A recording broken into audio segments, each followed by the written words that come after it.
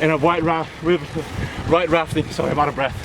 Hey everybody, and welcome to a special edition of CPCN. My name is Jess Branker. You may have already realized I'm not Chris. No, it's a Saturday. Chris has got the day off. Behind the camera, you've got Victor. We help Chris on a daily basis get the news out. And in this episode of CPCN, we're going to go and deliver all the news that we didn't have time to cover throughout the week.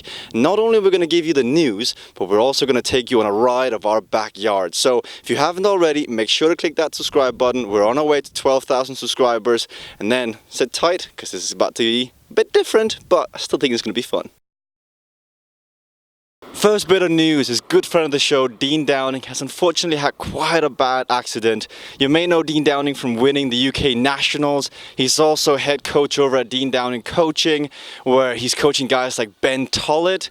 Now, what happened to Dean was he was out in a group ride. One of the guys in front of him hit a pothole. Dean couldn't avoid him, went over the top of that rider, broke his collarbone and broke 3 ribs. Now, Dean, Russell, both great friends of both Chris and I. We wish you the best of luck getting back recovering, Dean. I know you've just come back from the bad knee. Now you got this. You don't deserve this, man. But we'll all be behind you. Let's wish some good health to Dean Downing down below. In the news as well, Thomas again tweeted this. Strange feeling. The only races left for me this year are 63 Grand Tour stages and the National Championships. Plus minus 10,000 kilometers of racing left to do. He also tweeted this. In another perspective, if I win a second race this year, it will either be a Grand Tour stage or a national title. I can live with that. After winning a stage in the Tour de France. Cows. Hey, what's wrong with you cows? Now, Thomas again did win a stage in the Tour de France, and he responded to his own tweet saying this. Prophetic words.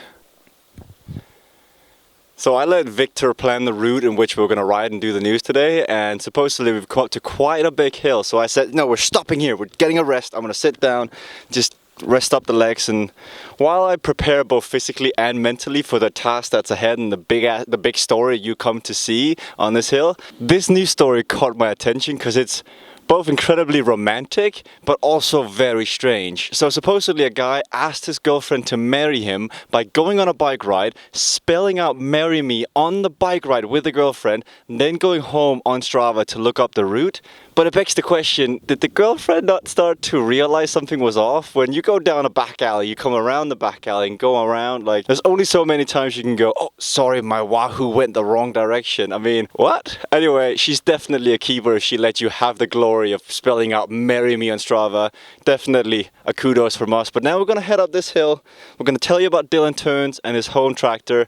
I will be suffering. Dylan Teuns is supposedly suffering. Let's go. Transition. So, Dylan Teuns is one of the pre-race favourites for the Classica San Sebastian that's happening this weekend, but he won't be taking part because supposedly he's had 15 stitches after having an accident with his home tractor.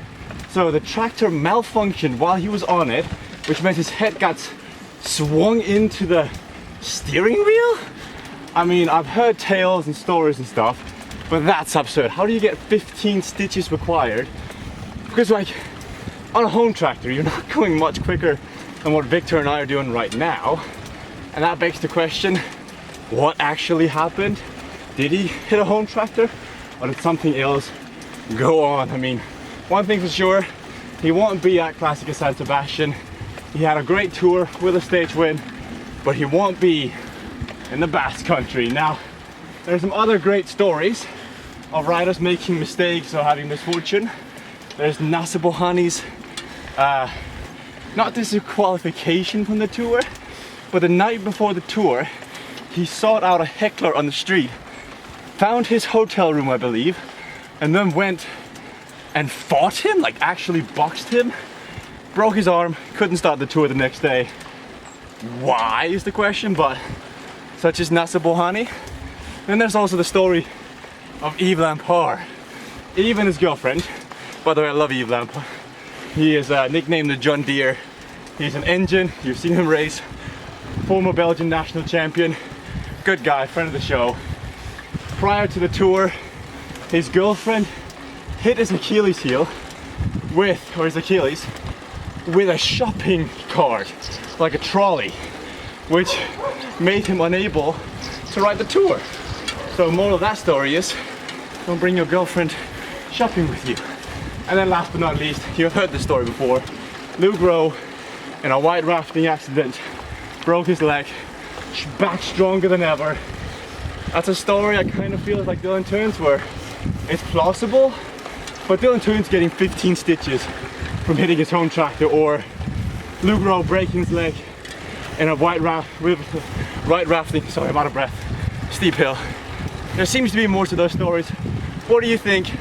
Let us know in the comment section below. We wish you all the best, Dylan Teuns.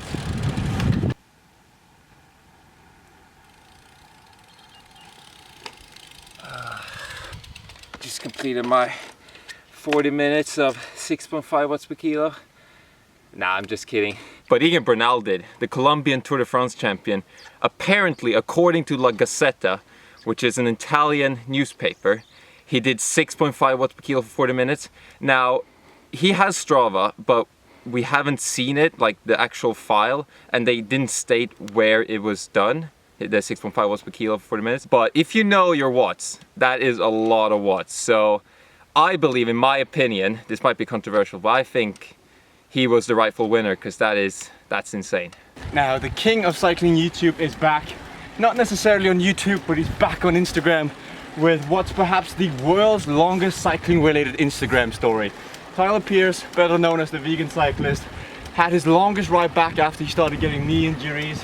Dude, so we're living the pro life today, bro. My power's out, they're cutting trees down, they said it's gonna be out all day long.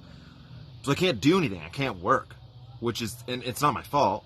So I'm just like guilt-free, do whatever I wanna do today. So today we're starting off with some band work from SoCal Bike PT, and then we're gonna go for the biggest ride. There's one point in the story that really stood out to me when he was screaming, "Thank you, Tim! Thanks, Tim! Thank you, Tim!" Dude, Tim from SoCal Bike PT, he's like more of a therapist to me than he is a physical therapist. Like, just getting my mind right. All I could think about was turning over my shoulder to Tim Fulford right next to me, thinking, what did you do to Tyler Pierce? How did you make this happen? But of course he's referring to his physical trainer, which is tagged in all his Instagram stories. But it's great to have you back, Tyler. Can't wait to see more videos from you in the future. This is my first ride outside since October, and I can say one thing, my legs have gone, my sense of riding a bike has gone. Being an indoor specialist is great and all, but I mean, knowing how to ride outside is just a different discipline, and Victor's making me suffer. But in other news, in social media, runner-up in the Tour this year and winner last year, better known for his Fun is Fast campaign, Geraint Thomas tweeted this out. The morning after going out for food with Richie Porte. Sad baby gif. Now, from my personal experience watching the Grand Tour, the Tour de France after party on Champs-Élysées, I mean, last year Tim and I bumped into Egan Bernal and his girlfriend eating a burger together. Always cherish that memory now that he's a Tour de France champion. But it's safe to say that some of these riders, they like to drink a bit much, but of course they've earned it. They burn so many calories, and to be a cyclist, you've got to be a bit crazy. Yeah, and after that long bike ride outside, it's good to be back in the studio. As you can see, it's familiar surroundings. We're back in the CPCN studio. This was a special edition of CPCN. It's for Saturdays only, or mainly, because there's so many good stories, as you could see in today's episode, that we don't usually get to cover throughout the week. So if you enjoyed this video, please do click the like button down below. And if you want to see more CPCN and get more cycling news, make sure to subscribe. We're at 11,000 subscribers, and we're getting ever closer to 12,000. Now that's done, what should we, I mean, there's so many good things, you know, there's the Wahooligan sign behind me. When Chris is out, the cat get to play. Come back in the next video to find out what I stole.